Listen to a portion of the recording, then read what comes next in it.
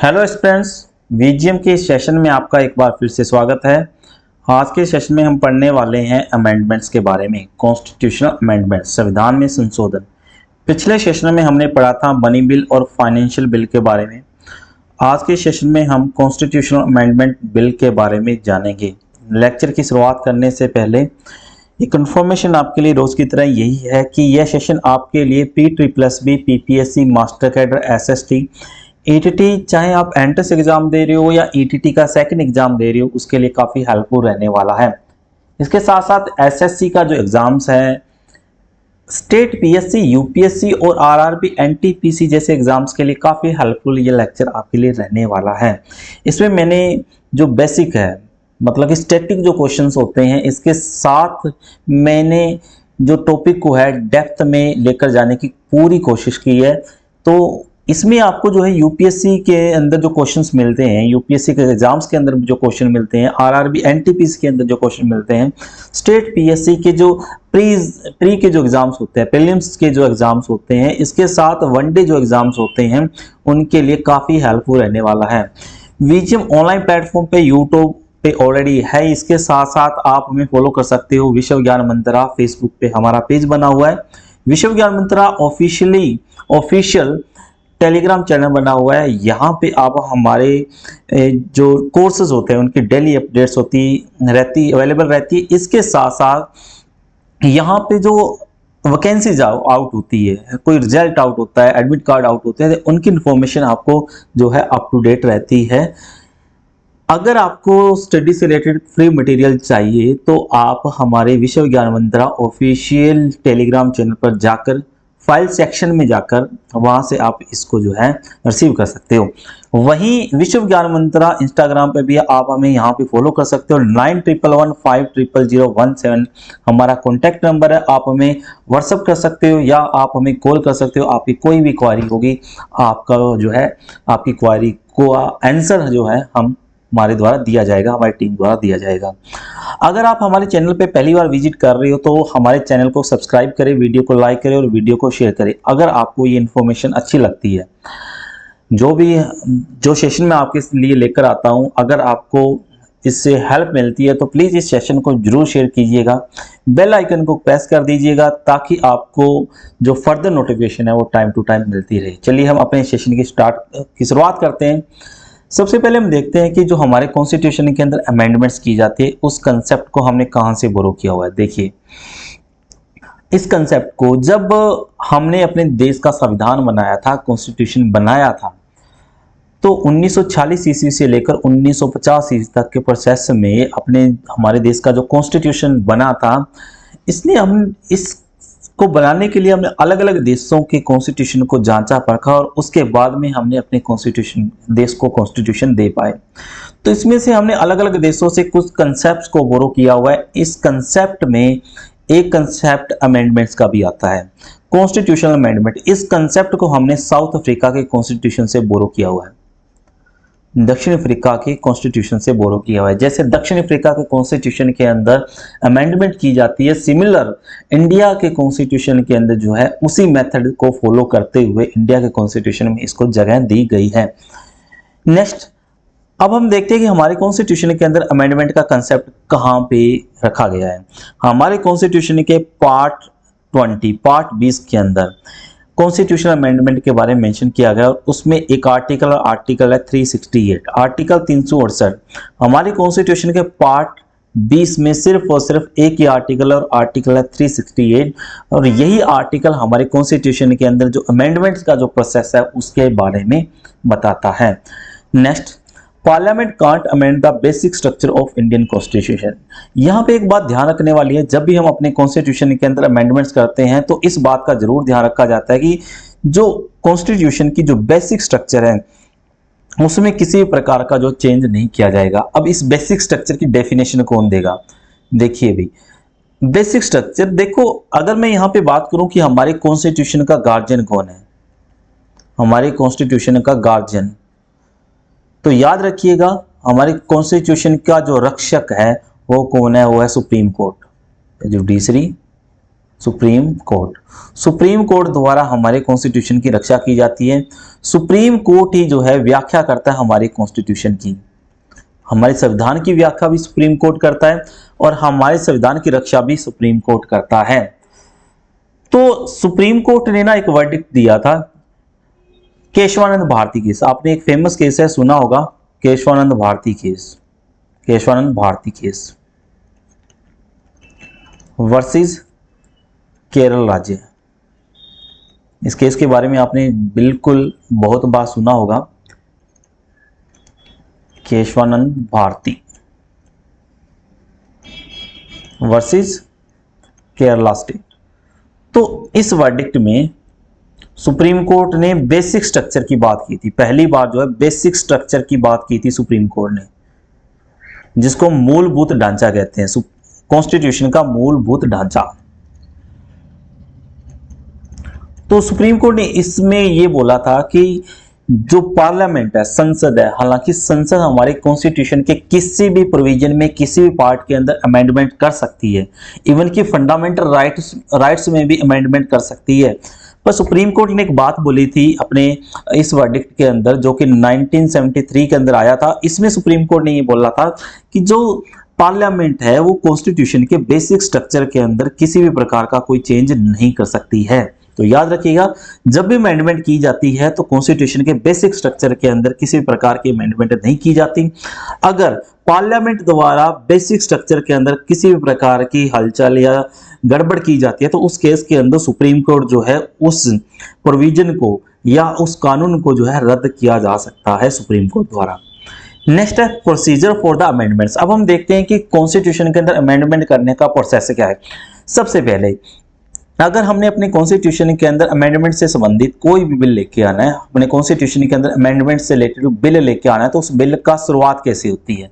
तो यहाँ पे लिखा हुआ है can be introduce either house of the parliament by a minister और ए प्राइवेट मेंबर। यहाँ पे ये लिखा हुआ है कि ये कॉन्स्टिट्यूशन से रिलेटेड अमेंडमेंट जो बिल है किसी भी हाउस के अंदर, पार्लियामेंट के किसी भी हाउस के अंदर इसको प्रेजेंट किया जा सकता है, किसी भी मिनिस्टर द्वारा या कोई भी प्राइवेट मेंबर द्वारा। यहाँ पे प्राइवेट मेंबर का मतलब ये हो गया कि सरकार के अलावा, मतलब कि मिनिस्टर के अलावा कोई भी मेंबर अगर इस बिल को लेकर आता है, चाहे वो ओपोजिशन पार्टी का हो या सरकार की पार्टी का ही मेंबर हो, पर वो मंत्री नहीं है, तो उस बिल को हम क्या कहेंगे, प्राइवेट मेंबर बिल कहेंगे। नेक्स्ट है कि does not require prior permission of the president. इस बिल को लाने से पहले हमने अपने प्रेसिडेंट के परमिशन की जरूरत नहीं होती। दो ऐसे बिल है जिनको लाने से पहले हमारे देश के प्रेसिडेंट के परमिशन की जरूरत होती है। सबसे पहला यहाँ पे मनी बिल। जो मनी बिल लाया जाता है उसको लाने से पहले हमें अपने प्रेसिडेंट की परमिशन लेनी होती है। इसके साथ साथ जो स्टेट्स हैं उनकी इस्टेब्लिशमेंट की जाती है।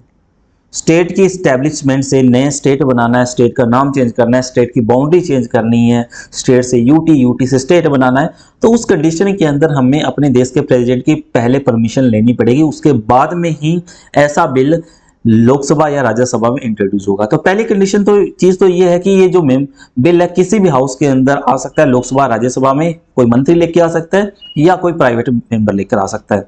हमें राष्ट्रपति के परमिशन की जरूरत नहीं होती। Bill pass by each house by special majority. यहाँ पे ये बात भी याद रखने वाली है कि जब भी, असल में ये होता है कि जब भी कोई बिल आता है और इस बिल के ऊपर एक हाउस से बिल पास हो जाए और दूसरे हाउस से फेल हो जाए तो उस कंडीशन के अंदर ना डेडलॉक हो जाता है, गतिरोध हो जाता है। मतलब बिल जो है न तो पास हो रहा है ना फेल हो रहा, कानून नहीं बन रहा। तो उस कंडीशन के अंदर इस बिल को पास करवाया जा सकता है, वो है जॉइंट सिटिंग से। संविधान जो है पार्लियामेंट की जॉइंट सिटिंग से इस बिल को पास करवाया जा सकता है ना। तो क्या संविधान संशोधन बिल को स्पेशल जो है इसको जॉइंट सिटिंग से पास करवाया जा सकता है क्या? इसका आंसर है बिल्कुल नहीं। संविधान में संशोधन जो बिल है वो लोकसभा में अलग पास किया जाएगा, राज्यसभा में अलग पास किया जाएगा। इन दोनों हाउस की कभी भी जॉइंट सिटिंग से ये बिल पास नहीं होता, याद रखिएगा। एक ऐसा बिल जिसमें लोकसभा के पास और राज्यसभा के पास, दोनों के पास जो इक्वल पावर है, फिर भी ये बिल जो है दोनों हाउस के अंदर जो है अलग अलग पास होता है, ना कि इस पे जॉइंट सिटिंग करवाई जाती है। यहाँ पे लिखा हुआ है स्पेशल मेजोरिटी से। अब स्पेशल मेजोरिटी का कंसेप्ट क्या है इसको हम नेक्स्ट स्लाइड पे देखेंगे। Each house must pass the bill separately. कहता है कि हर हाउस जो है, वो लोकसभा है चाहे वो राज्यसभा है, दोनों जो हाउस है अलग अलग इस बिल को पास करेंगे। आई होप कि ये चीज आपको क्लियर हो गई होगी। Next, if the bill seek to amend the federal provisions of the constitution, it must also ratified by the legislature of the half of the state by simple majority। भाई कहने का मतलब ये है कि अगर कोई भी बिल हमारे देश के फेडरल स्ट्रक्चर को या फेडरल प्रोविजन को इंपैक्ट डालता है, फेडरल का मतलब क्या हो गया, यहाँ पे संघीय व्यवस्था को प्रभावित करता है। संघीय व्यवस्था को अगर प्रभावित करता है मतलब स्टेट्स को भी प्रभावित करेगा और सेंटर को भी प्रभावित करेगा, सेंट्रल गवर्नमेंट को प्रभावित करेगा और स्टेट गवर्नमेंट को प्रभावित करेगा। अगर ऐसा बिल लाया जाता है तो उसमें ऐसे बिल में अमेंड किया जाता है तो इसका मतलब ये हो गया कि सेंटर पार्लियामेंट के साथ साथ जो स्टेट्स है, इंडिया के 28 राज्य है, तो कम से कम 14 राज्यों से ये जो बिल है वो रेटिफाई होना चाहिए। इसकी मैं एक एग्जांपल देता हूं और एग्जांपल है जीएसटी बिल। अब आपको पता है कि जीएसटी जो बिल आया था उसके अंदर सेंटर ने तो पास कर दिया था, हालांकि राज्यसभा में पास करवाने में बड़ी मुशक्कत करनी पड़ी थी सेंट्रल गवर्नमेंट को, लेकिन उसके बाद में ना अलग अलग स्टेटों से भी इसको पास करवाना था। एग्जाम्पल के तौर पर बिहार से सबसे पहले जीएसटी बिल पास हुआ था, फिर धीरे धीरे अलग अलग राज्यों से इसको पास करवाया गया, तब जाके जो है जीएसटी हमारे देश के अंदर लागू हो सका था। तो जो फेडरल स्ट्रक्चर है, देखो जीएसटी जो है प्रभावित करती है सेंट्रल गवर्नमेंट, उसको स्टेट में भी लागू करना था। तो इस तरीके से हम ये कह सकते हैं कि फेडरल जो सिस्टम है, संघीय व्यवस्था है, जिसके अंदर स्टेट और सेंटर दोनों प्रभावित होती है, अगर इसमें अमेंडमेंट की जाती है तो सेंटर के साथ साथ जो स्टेट की जो विधानसभा है वहां की आधे से ज्यादा विधानसभाओं से ये जो बिल है वो सिंपल मेजोरिटी से पास होना चाहिए। ये सिंपल मेजोरिटी स्पेशल मेजोरिटी का क्या कंसेप्ट है ये भी हम जानेंगे। उसके बाद में क्या होएगा, उसके बाद में जो है बिल पास होने के बाद में दोनों हाउस से अलग अलग प्रेसिडेंट की सहमति ली जाती है। तो प्रेसिडेंट जो है इस पे अपनी सहमति देता है। The president must give his assent to the bill. राष्ट्रपति इस पे अपनी सहमति देगा ही देगा। याद रखिएगा, ऐसा बिल जिसको लाने से पहले राष्ट्रपति की मंजूरी नहीं लेनी पड़ती, पर उसको पास होने के बाद में राष्ट्रपति हर हालत के अंदर उस अमेंडमेंट वाले बिल पे अपनी सहमति देगा।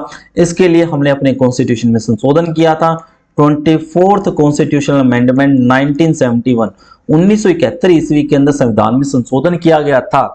इसमें यह बात बोली गई थी कि जो कॉन्स्टिट्यूशन के अंदर अमेंडमेंट लाया जाएगा, अमेंडमेंट से रिलेटेड जो बिल है उस बिल पे राष्ट्रपति को सहमति देना अनिवार्य कर दिया था। सहमति देना अनिवार्य कर दिया था। राष्ट्रपति इस बिल को कभी भी जो है इनकार नहीं कर सकता।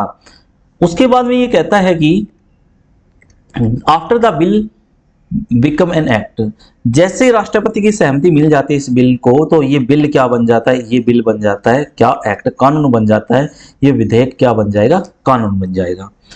नेक्स्ट, अब ये कहता है कि आर्टिकल 368 के अंदर क्या बताया गया। आर्टिकल 368 के अंदर provides for 2 types of amendments, 2 type के अमेंडमेंट्स के बारे में बताया गया है। दैट इज स्पेशल मेजोरिटी से जो पार्लियामेंट से पास किया जाता है, इसके साथ साथ also through the ratification of the half of the states by the simple majority.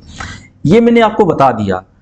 अब यहाँ पे स्पेशल मेजोरिटी और जो है सिंपल मेजोरिटी, उस कंसेप्ट को देखते हैं हम। सबसे पहले देखो, कोई भी बिल है ना वो 3 प्रकार की मेजोरिटी से पास होता है, 3 प्रकार के बहुमत से पास होता है। सबसे पहला जो बहुमत उसको हम कहते हैं क्या, सिंपल मेजोरिटी।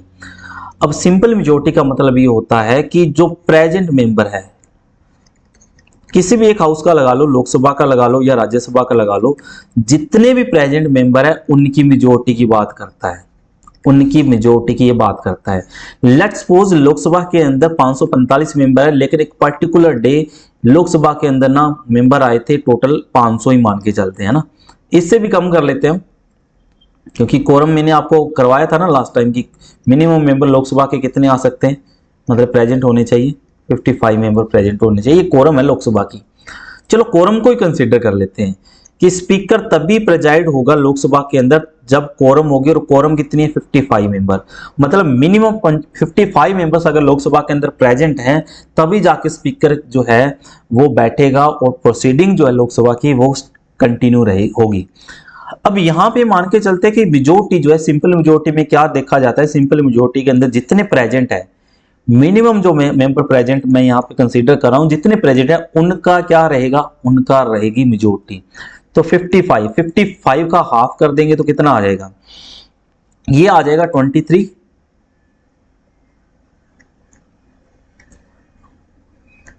नहीं 27 प्लस 1 28 आ जाएगा ना, 20, हाँ जी 28 आ गया ना। 28 जो मेंबर हैं ये मेजोरिटी है, ठीक है ना, मिनिमम मेंबर्स की मेजोरिटी 28 है। इसका मतलब है कि लोकसभा के अंदर सिंपल मेजोरिटी से कोई बिल 28 मेंबर से भी पास हो सकता है। क्या आप इमेजिन कर सकते हो इस चीज को कि सिर्फ और सिर्फ 28 मेंबर से ही कोई बिल, सिंपल बिल जो है, सिंपल मेजोरिटी से कोई बिल लोकसभा में 28 मेंबर से पास हो सकता है। और लोकसभा की मैक्सिमम जो सीटें हैं वो कितनी है, 545 है। मतलब कि जो सीटें हैं 545, उसमें से सिर्फ 28 मेंबर से ये बिल पास हो सकता है। तो इसको हम कहते हैं सिंपल मेजोरिटी। दूसरे प्रकार की मेजोरिटी को हम कहते हैं अमेंडमेंट्स इन स्पेशल मेजोरिटी। स्पेशल मेजोरिटी के अंदर क्या देखा जाता है, टोटल मेंबर्स की मेजोरिटी। टोटल जो मेंबर्स होते हैं किसी भी हाउस के, मैं यहाँ पे लोकसभा कंसीडर कर रहा हूं, तो लोकसभा के टोटल मेंबर की जो मेजोरिटी है उसको माना जाता है। तो 545 की टोटल जो मेजोरिटी है वो कितनी होगी, जो है मेजोरिटी जो है स्पेशल मेजोरिटी के अंदर कितने आ जाएंगे, इफेक्टिव मेजोरिटी कितनी आ जाएगी, 273, ठीक है ना, डबल से हाफ से एक ज्यादा होती है। तो ये होगी विशेष बहुमत। इसको हम कंसीडर करते हैं क्या, विशेष बहुमत से, ठीक है, विशेष बहुमत से। अब यहां पे नेक्स्ट प्रकार का जो अमेंडमेंट है वो क्या है, special majority of parliament. Parliament की स्पेशल मेजोरिटी के साथ साथ रेटिफिकेशन होना चाहिए हाफ से ज्यादा स्टेट से या हाफ स्टेट से। मतलब कि स्पेशल मेजोरिटी मैंने अभी आपको बताया, स्पेशल मेजोरिटी अगर मैं लोकसभा की बात करूं तो लोकसभा के अंदर जो है अलग अलग हाउस की वैसे अलग अलग होती है, 545, 273 स्पेशल मेजोरिटी होगी मिनिमम, ठीक है, इस या 273 या इससे ज्यादा। और इसके साथ साथ ये कहता है कि आधे जो राज्य हैं उनके लेजिस्लेचर से सिंपल मेजोरिटी से पास होना चाहिए। राज्य कितने, 28 है, और वहां से कम कितने राज्यों से ये रेटिफाई होना चाहिए, 14 राज्यों से रेटिफाई होना चाहिए वो बिल। किस मेजोरिटी से, सिंपल मेजोरिटी से, सिंपल मेजोरिटी से ये बिल पास होना चाहिए, है ना। तो आई होप ये आपको क्लियर हो गया होगा। लेकिन हमारे कॉन्स्टिट्यूशन के आर्टिकल 368 के अंदर ये बोलता है कि स्पेशल मेजोरिटी की बात करता है, और इसके साथ साथ स्पेशल मेजोरिटी के साथ साथ हाफ जो स्टेट्स हैं वहां से रेटिफिकेशन की बात करता है। मतलब आर्टिकल 368 के अंदर जो है सिंपल मेजोरिटी से अमेंडमेंट जो की जाती है उसके बारे में बात नहीं की गई। हालांकि अमेंडमेंट की जाती है सिंपल मेजोरिटी से, लेकिन आर्टिकल 368 में सिंपल मेजोरिटी जो है की बात नहीं करता। यहाँ पे नेक्स्ट जो लाइन ये लिखी गई, आर्टिकल 368 जो है does not provide the simple majority in the amendments. Constitution के अमेंडमेंट में सिंपल मेजोरिटी की बात नहीं करता। चलिए, थैंक यू फॉर वॉचिंग। तो ये था हमारे संविधान में जो कॉन्स्टिट्यूशन अमेंडमेंट जो होती है उससे संबंधित सेशन। आई होप कि आपको बहुत कुछ यहाँ पे जानने को मिला होगा। जो नेक्स्ट सेशन आएगा हमारा, उस सेशन में हम जो अब तक हमारे कॉन्स्टिट्यूशन के अंदर 105 कॉन्स्टिट्यूशनल अमेंडमेंट्स जो हो चुकी है उनके बारे में हम पढ़ेंगे। कॉन्स्टिट्यूशन अमेंडमेंट फर्स्ट से लेकर 105 कॉन्स्टिट्यूशन अमेंडमेंट तक हम पढ़ेंगे। कुछ की हम ट्रिक्स जानेंगे, कुछ को हम रट्टा लगाएंगे, ठीक है ना, कुछ को हम समझेंगे। तो आई होप कि आपको ये सेशन जो है काफ़ी हेल्पफुल लगा होगा। Thank you for watching. अगर आपकी कोई भी क्वारी हो तो आप हमें इन नंबर पे कॉल कर सकते हो। अगर किसी भी एस्पिरेंट ने हमारा ये सेशन पूरा देखा है तो प्लीज़ हमारे सेशन को कर ले लाइक, हमारे चैनल को करें सब्सक्राइब, वीडियो को करें लाइक, वीडियो को शेयर भी करें और बेल आइकन को कर दे प्रेस, ताकि आपको जो है वीडियो की नोटिफिकेशन टाइम टू टाइम मिलती रहे। Thank you for watching. पढ़ते रहिए, बढ़ते रहिए।